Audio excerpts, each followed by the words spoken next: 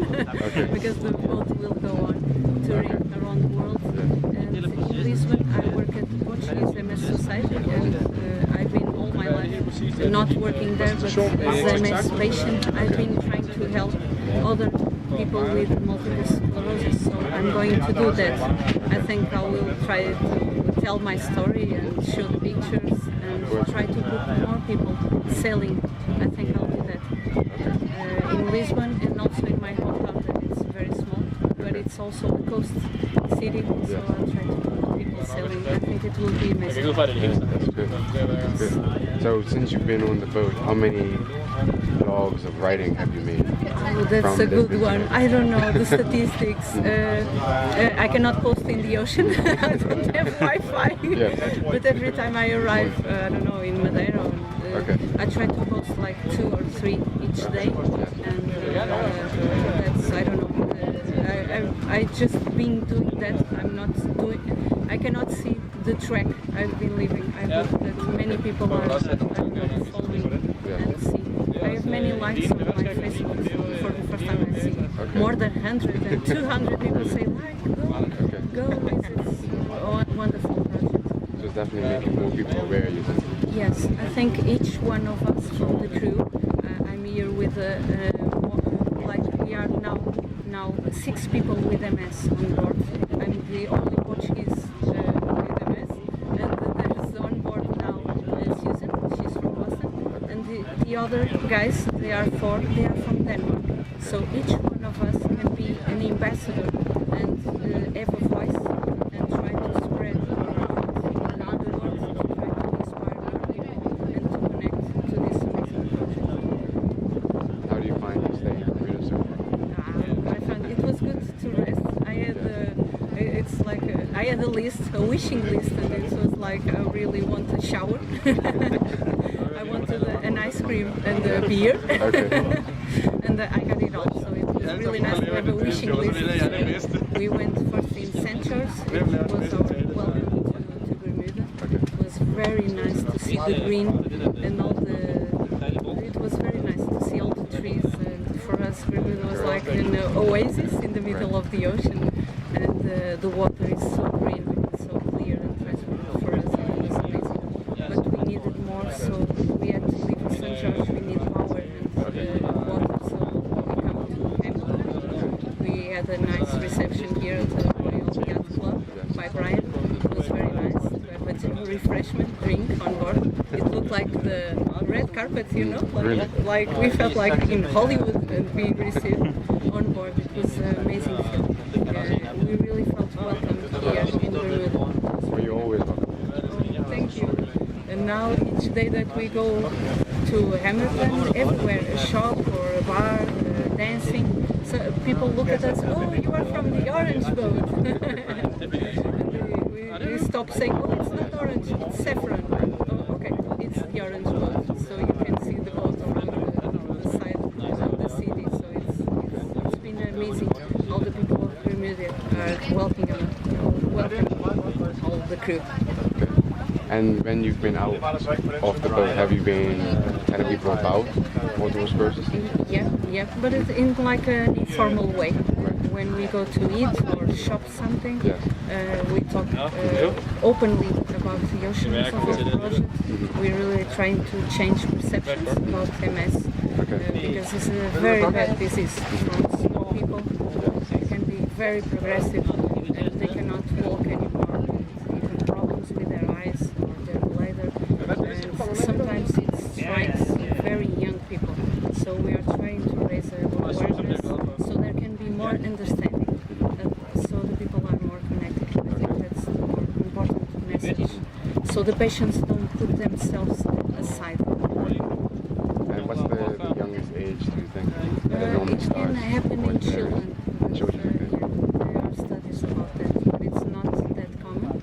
But when you are 15, 20 years old, it starts to rise up the number of people diagnosed. The middle age is normally in their 30 years. It's the most common age. And you said that before we talked to you, you said it comes from some parts of genetics as well as the environment. Yeah, it's a multifactorial disease, so you cannot have find a cure for everybody. It has a bit of genetics, it has a bit of environment process, and also sometimes a foreign virus or something that your immune system gets mistaken and starts striking your brain and your spinal cord and making lesions. And it depends the place of those lesions. You get affected in different parts of your body. So when you meet somebody with MS, they might be different from person to person. And in time, some people they get stabilized, their MS kind of stop, and some people are very progressive from the beginning. So it's very hard. You cannot guess. It's a very unpredictable disease. That's why sometimes we get so anxious. We don't know, and it's hard to make plans for the future. We lose hope many times. So that's why this is an important major project for us. How does being on this boat make you feel as a patient and as just a person in general? That's a very good question, because I'm now questioning many things that were my symptoms of MS. Normally I get worse with heat, and here in the boat I was really amazed because we have lots of heat inside the boat, and even outside we got really good weather, but it was like 30-40 degrees Celsius. It was really hot. And I don't have MS symptoms now, and then I'm like, oh, but I have them at home, so it's kind of changes. And some people with MS have trouble with balance, so here on the boat we must hang on to all the things. But I'm getting stronger on my legs. I'm very happy with myself, to tell you the truth, because I'm like overcoming my difficulties from day to day, and it's very good. When I fatigue, the most common symptom in MS to all people that has MS is fatigue. You get really tired with no reason. So it's very weird. And hard to explain to another person. Are you tired but you didn't do anything? I know, it's just like this. And here in the boat we must be really careful to take our rest. But when I'm tired, I don't think that it's very good for me. I ask one of the members of the crew that don't have MS, how are you?